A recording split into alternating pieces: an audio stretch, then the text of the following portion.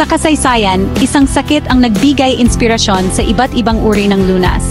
Ang sipon ay isang karaniwang sakit na nagdulot ng maraming kakaibang pamamaraan ng paggamot sa iba't ibang kultura at panahon.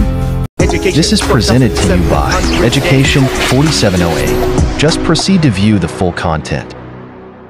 Disclaimer: the content on this channel is meant only to provide helpful insights, tips, and information on certain subject or topic. While we strive to provide accurate and up-to-date knowledge, this is not a substitute for professional advice. Always consult a qualified expert or professional for your specific needs. We encourage you to use this content as a guide for learning and additional information. If you think this does not fit what you want, please skip the video.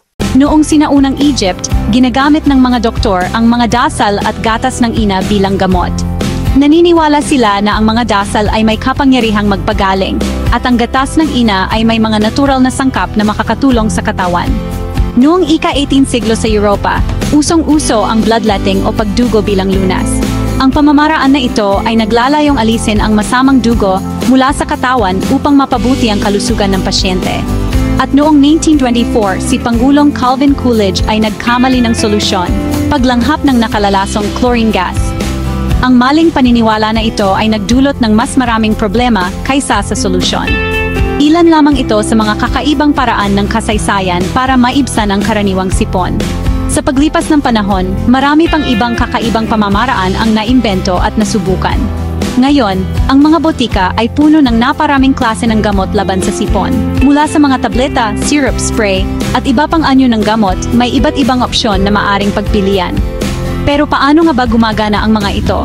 Epektibo nga ba sila? Ang mga gamot na ito ay dinisenyo upang maibsan ang mga sintomas ng sipon. Ngunit hindi lahat ay pare-pareho ang epekto sa bawat tao. Bagamat dulot ng iba't ibang uri ng virus ang sipon, hindi talaga ang mga virus mismo ang nagdudulot ng mga sintomas nito. Ang mga sintomas ay resulta ng reaksyon ng ating immune system sa mga virus. Kapag na-detect ang virus, naglalabas ang white blood cells ng mga protein na tinatawag na cytokines upang tawagin ang iba pang panlaban ng immune system. Ang mga cytokines na ito ang nagdudulot ng pamamaga at iba pang sintomas. Kasabay nito, lumalawak ang mga blood vessel, kaya nagiging barado at puno ang ilong. Ang pamamaga ng mga blood vessel sa ilong ang nagdudulot ng congestion o pagbabara. Dahil iba-iba ang mga virus na nagdudulot ng sipon, hindi ginawa ang mga gamot sa botika upang direktang labanan ng virus, kundi upang bawasan ang mga sintomas. Ang mga gamot na ito ay tumutulong upang mapagaan ang pakiramdam ng pasyente habang gumagaling ang katawan. Kaya alin ang dapat mong piliin? Tableta, syrup, spray o subukan ang mga natural na remedyo? Ang pagpili ng tamang gamot ay depende sa iyong sintomas at personal na preference. Ang mga gamot sa sipon ay nahahati sa 4 na klase.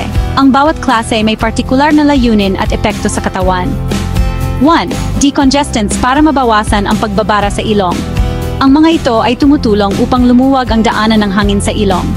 1. Cough suppressants para maibsan ang tuloy-tuloy na ubo. Ang mga ito ay tumutulong upang mabawasan ang pag-ubo na maaring magdulot ng iritasyon sa lalamunan.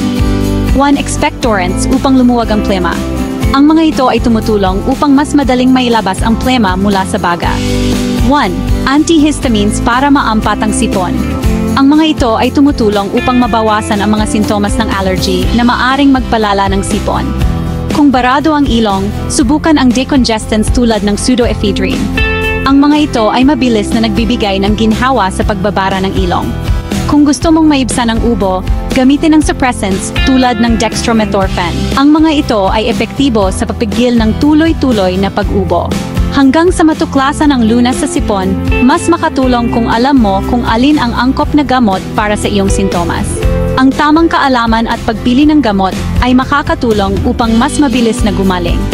Mag-subscribe para sa higit pang health tips. Huwag kalimutang i-click ang notification bell para updated ka sa aming mga bagong video. Ibahagi ang iyong saloobin sa comments. Ano ang paborito mong lunas sa sipon? Gusto naming marinig ang inyong mga karanasan at rekomendasyon. Thanks for watching.